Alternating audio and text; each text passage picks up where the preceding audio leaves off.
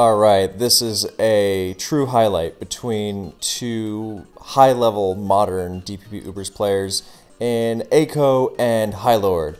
So, here's a Dialga lead. Nice. I enjoy seeing Dialga lead. For a recap, in case you have not seen the other videos or in case you've forgotten, Dialga lead is quite cool because with power, then it can destroy non-sash DOS. And it matches up really, really well against the lead Kyogre that is everywhere. Also, is a good matchup against something like lead Tentacruel. And I've mentioned it in several videos at this point, but I'm glad to see it being used more. It doesn't have to be an offensive one. We saw it used to great effect as a defensive set, just as a lead in the Pogies series versus Staxy. But I'm looking forward to when we start seeing offensive lead Dialga, and I hope this is that series. So, yeah, and it can potentially have a good matchup against the popular lead Ho as well. It can potentially match up well against something like Tyranitar if it chooses to. So, yeah, here we go. And Deoxys says, who knows if it's gonna... Well, it depends on the set. You could... If you have a Scarf to trick it, you could, because it's very good if you manage to trick a Scarf on a defensive set, and you remove the power of like a Life Orb or Adamant Orb, and then you still probably get, your spikes after. So that might be worth it. Otherwise, I think you just go full speed ahead with hazards. You might not want to bother taunting or something. And he does trick. There we go. And he gets a Lum. All right, so Lum for Darkrai as well. That's sure. And he decides not to, well, that's interesting simply because, okay, so there's a Bronzong. You don't see DOS and Bronzong very often.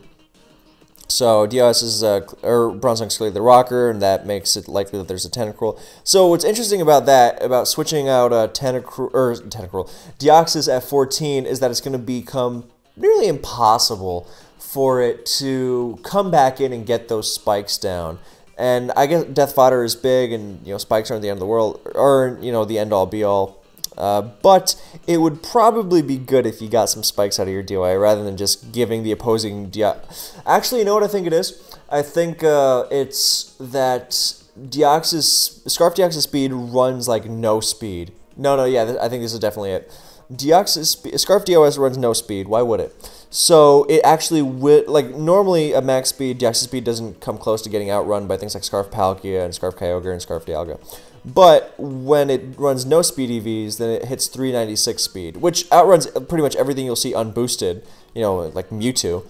But you will get outrun by a Scarf Dialga. So I support that choice, I think, for sure. Not even just like to preserve it, because if you could get the spikes there, I think Highlord would. But just to not get KO'd. Now, that thing from before definitely does apply, though. The whole, it's going to be hard to get it back in and get those spikes up. So, I think if there was ever a time to pass up, free rocks like Zong has here, it would be now to double switch to DOS as something like Aiko's own Dialga comes in and get that spike out of the DOS. So... Oh, here's Kyogre. That would be a good thing to get it in on. No, he just gets up the rocks. Okay, that's fine. I mean, hey, if DOS just becomes Death Fodder, fine. But I think if you're going to trick the Dialga, I get wanting to, like, cripple the defensive set, but at that point, I would rather just, like, spike, find out what set it is. I don't know. I think you could have, that could have been done differently, maybe, but Highlord might have been considering something that I'm not. I've been, narrating games for, like, 3 hours. Actually more, I think. But yeah, I think I don't know. Not getting anything, not even a spike out of DOS bugs me a little. I think so. I do think spike would have been it if you're not going to stay in after, but because it would have been great to have Death Fodder, and I mean, just giving the Dialga a Scarf is not going to make a huge difference. If anything, it might make it more annoying that it can now outspeed your Latios. Anyway, Latios comes into... Kyogre does not take a T-Wave, so that's good. And now it's going to threaten with a big Draco or Thunder. And it's... Okay, so it wound up not mattering because Aiko tried to pivot Dialga into Thunder and got Draco'd, so good move from Highlord. But that was a 1-for-1 because now this Scizor is... in against a -2 Latios, and we'll get the pursuit off, barring some pursuit or some para fun. Oh, there's recover, so he's really gonna fish for it. Might want a bullet punch there. Is he gonna switch on the? That would be really something if he like switched, knowing that Aiko is gonna switch to bullet punch. Now Aiko should definitely bullet punch because Latios will at least die to rocks, and it won't be great for it to have death fodder, but hey, I mean it's better than not. Better than not having KO'd it at all. Not, I mean, I guess it matter. It's just if you full para or not either way. But yeah, yeah. So that was I mean, it felt like kind of a waste to throw away a Dialga like that. But hey, I mean, at least the Scizor is gonna even it up. It's a cool Spit F Lefty Scizor, and there's the pursuit, and I don't know, because like if you now there's the bullet punch. Like if you the more you let it pursue, the more you're inviting the full para. So are these nicknames from Have a Nice Life? I think they are. They seem somewhat familiar. Anyway, so Hydro, that's cool to see, and it launches against Palkia and does not connect, so we don't know if it specs or not. And in comes a Bronzong into Thunder, and if this is, I hate it when a choice Palkia, like a Scarf Palkia, gets walled by something it shouldn't. That Bronzong should be getting Lustrous Orb Hydro pumped right now. Oh, and never mind, I take it back, because Highlord makes a great play and scouts for that and doubles to Dialga and also covers the potential switch. That was a perfect move. That's exactly the kind of mid-ground you should be aiming for. Really, really nicely done. Slams the Scizor with the Thunder. It's alright, well, not doing very much because that Scizor's got to be careful. But, what's it doing? Roosting? Well, apparently not even that. So, yeah, looking. Well, now going Palkia into a full health Dialga. Now that just seems not great. But I mean, I know Dialga's probably locked into Thunder. But yeah, so DOS Sax. Oh, it's Habenberry. All right. Space. Yeah. Okay. So I see that. So sure, that works. And Lugia. Yeah. Okay. This Lugia Scizor. I don't know how I feel about those on the same. It just feels like the offensive attack isn't very cohesive. Oh. Okay. Well, I didn't even notice it didn't have leftovers because I'm tired and I'm didn't pay full attention. But I'll be honest with you. I had no idea Lugia learned Trick. I didn't not know it, but I had never thought about the possibility of it learning Trick, and it just tricked that. I want to see it again. It tricked the Kyogre. Now I want to see if Ho-Oh learns Trick or Switcheroo or something. Well, giving Kyogre a Scarf is like giving a Dialga Scarf. It's like, well, okay, thanks. And I mean, the idea of Trick Scarf Lugia is crazy cool. Don't get me wrong, but I don't know if it's got too much practical use. It's roosting because that's okay. That's a slow Kyogre. So what? All right, yeah, you can pressure stall that very easily. Thing is, Bronzong is gonna wall this thing forever, and now you got to make sure that you're. Well, at least Aiko's Kyogre looks pretty threatening because Latios is down. So that Scizor Pursuit Trap. Okay, so the offensive is more cohesive than my 2:30 a.m. brain gave it credit for. At least you have that going for it, for sure. And Kyogre's not a great Kyogre answer, and Dialga is chipped. So this is a good position for Hypnosis Zong. All right. Well, this is a good position for Kyogre to wreck some stuff. It's got Protect to even offset. Oh wow. Well, this took a turn. So that's actually good synergy. I feel like such an idiot for saying it wasn't cohesive now, because when you force the trick on something else and then you have Protect alongside it, that's beautiful. I really like that. So now if this is Calm Mind Protect Kyogre, then that's really good because it would probably be able to go one-on-one with the rest of this team, barring like a Will-O-Wisp Giratina, which is of course the thing you have to watch out for here. Because that means that your whole Protect thing does you more harm than good. And thing is, Palkia's going down. Lugia, I don't know if you really want to go toe-to-toe with this. So a lot also depends on the last. Yeah, depending on the last, you might not have a choice.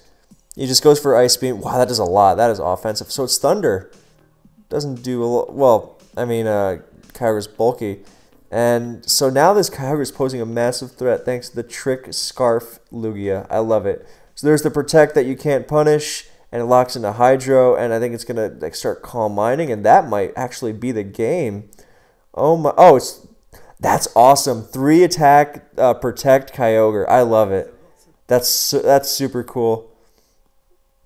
I really dig that. I don't know. I think that Protect was a little gratuitous. That's an example of a super safe Protect, an overtly safe Protect. Yes, please play. Keep playing. Yeah, like that could have been free damage. I don't think you really needed that one. And not protecting there, like that's, you know, it was just like flipped unnecessarily there. I don't know if that makes a huge difference not protecting there, but you definitely could have taken out the Dialga on the switch. Oh, and there's a Quillfish, so Kyogre gets sacrificed for what the heck? What on earth? That is a bulky Quillfish, but why? Quillfish gets KO'd by like everything. Why would you? I don't know why you need to run bulk on Quillfish instead of making it a swift swimmer that actually outruns Scarfers, like Swift Swim. The whole point of Swift Swim.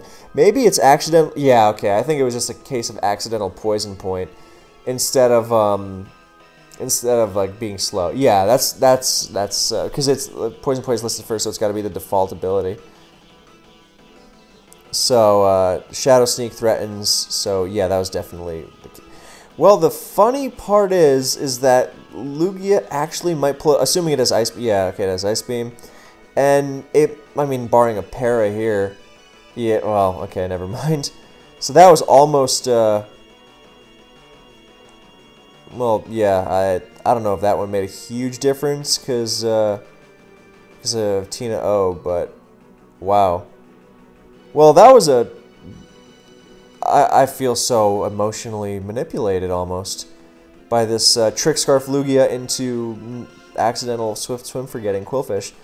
But I love that Kyogre set. I really, really love that Kyogre set. I think some other players have messed around with it, but it's really cool to see it. So, on to game 2. Alright. T-Tar versus Darkrai. This is the most... I mean, if it's a Sash... Well, from the Darkrai perspective, you generally want a Dark Void, because both Sash and Chople get Dark Voided. Only Lum... well, I mean, they all live Focus Blast, so that's the main reason. Yeah, they all live Focus Blast. And... Sorry, my brain's giving out a little. They all live Focus Blast, and the whole thing with T-Tar is you generally prefer the other items over Lum. But on the flip side, Darkrai sometimes runs Chople itself to get the jump on T-Tar. So, if it's not Scarf Lead, then it generally will Chople. I mean, theoretically Sash, but that one's rarer. Way rarer, actually. So, this really depends on what the T-Tar set is, and of course its teammates. Like if there's a Sleep Talking, well, like I was going to say Kyogre, but Dialga. And in comes, it just launches a Focus Blast, and down goes Dialga on a crit. So, I assume it was Spadef, but it certainly wasn't taking 2. And if it was Scarf, then it was getting crushed by Focus Blast. So, either way, that was off to a good start. And in comes Palkia. Is it going to be... Well, that's interesting. I assume there's a Wobbuffet. I hope there's a Wobbuffet. Oh, okay, so it's not a Scarf Darkrai. That's cool. I enjoy seeing non-Scarf Darkrai. But for a fully healthy team to switch Giratina Origin into a Palkia, clearly aiming on using a Dragon move, that feels a little suspect. Now, I don't know why that Focus Blast was used. I assumed to hit the T-Tar on the switch, but I don't know why you couldn't just Dark Void twice, considering you'd have to Focus Blast the T-Tar twice too, and Dark Void's way more accurate. So now it comes Jirachi to take the -1,000,000 Draco, and this... I assume it'll U-turn to keep up momentum. Like here, oh, it'll get up rocks. Okay, and now Darkrai can come in and get a. Oh, okay, Kyogre replaced the sand at least. That's helpful. Well, Palkia's chipped, so that is helpful as well. So I guess the Focus Blast did that. Well, although I think Dark Voiding is good too, because Scarf Palkia locked into Sleep Talk. If it even has Sleep Talk, not all Scarf Palkias do. That's very exploitable. Anyway, so Hydro, and then it Thunders on the Protect, and then Thunders the Palkia switch. So Kyogre having move flexibility is so crazy good. And it's Lum, so Highlord's Darkrai is not going to be able to do anything. So this Darkrai really, or Aiko's Darkrai really put in overtime, and this Kyogre just runs away with the game. I mean, you can like go to T-Tar on the nice move there, because the Jirachi covered the T-Tar switch, so there was no potential for live Ice Beam into Hydro and Sand Chip, and Kyogre goes down. So that was a really nice move. You would think that Aiko can just click buttons and win from this point, and probably could, but that was a really great case of ensuring you can do doing everything you can to get the win. So very nicely done there. So now Darkrai or Kyogre can come in and finish the job. Even avoiding the Toxic with Darkrai, nicely done. So now you can just Dark Void and Dark Void the Fortress, and now Kyogre will come in. Oh, it's got Thunder for not just Kyogre but also Ho-Oh. So I dig that. So yeah. So another Swift Swimmer, and this one would have also cleaned up with the Kyogre, so nicely done. Also, I like the nicknames from this. I recognize them. They're the lyrics to Screenshot by Swans. Anyway, so now we go on to Game 3. Yeah, the decider. All right, 4E lead, DOA. I mentioned in one of these videos I've done tonight that DOA can't really fit Fire move anymore, and thus 4E can take advantage of that. And in comes a Heatran on the T-Spikes. Will it get up the rocks? It'll Toxic a Blissey. A lot of 4E Blissey stall stuff. Are we gonna? Is this Sun, or is there gonna be another Cresselia in here? I'd love that. And it gets up the rock. Hey, I like that move. I love that early Toxic actually, because if a Kyogre came in there, rocks great, but Toxic, that's permanent direct help in winning the Weather War, because there's definitely gonna be a Groudon on Aiko's end. But yeah, now the rocks go up on the Groudon, and Latias comes in as Highlord assumedly goes for rocks of his own.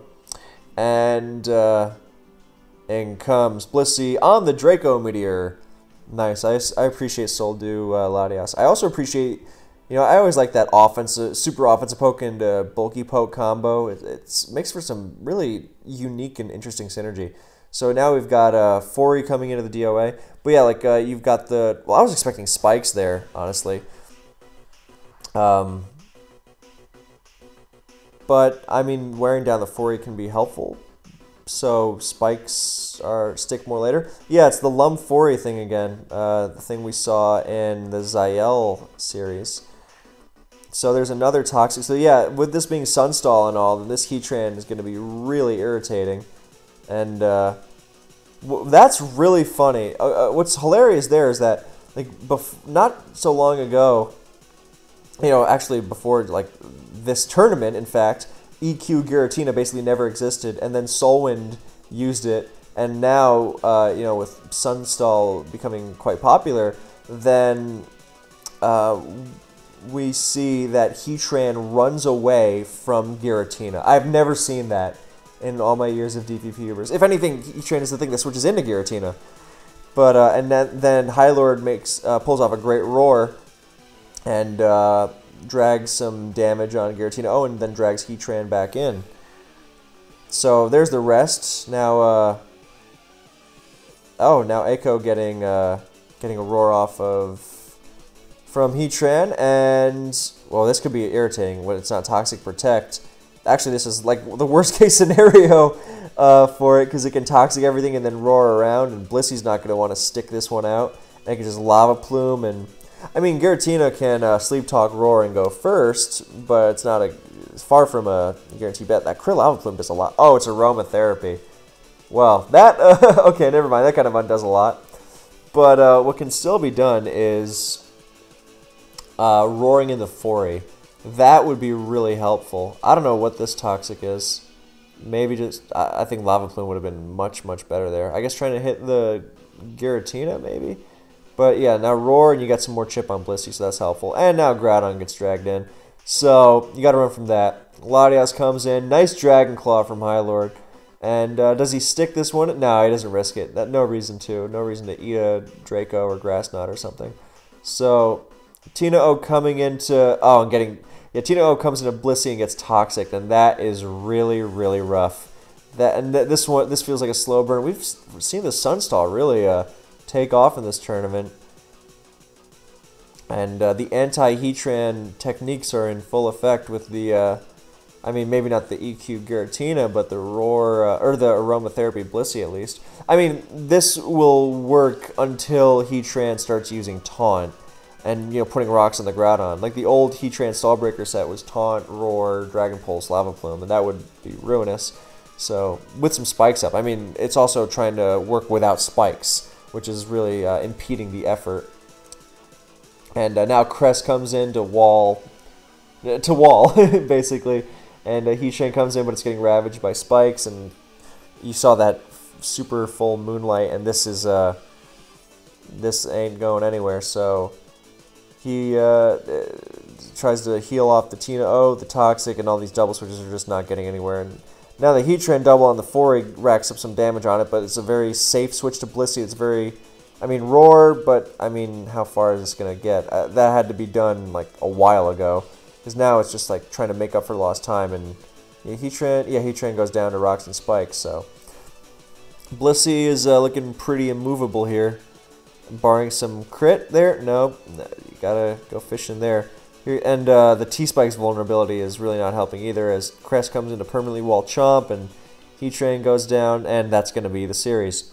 So, thank you guys for watching. That was, I mean, Sunstall continues to be vicious, and I'm interested to see how the metagame is going to continue adapting with this newfound influx of the style. So, thanks for watching, and I'll catch you in the next one.